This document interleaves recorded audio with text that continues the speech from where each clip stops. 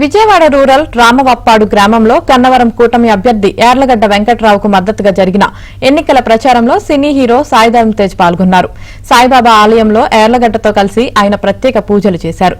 అనంతరం నిర్వహించిన రోడ్ షోకు భారీ స్పందన వచ్చింది.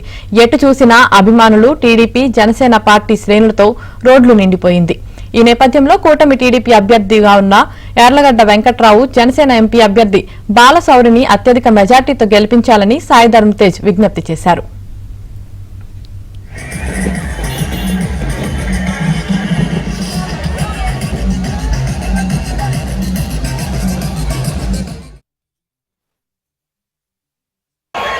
మన కష్టపడి సైకిల్ తొక్కని ఇంటికి వస్తే హాయిగా తాగేదేంటి చాయ్.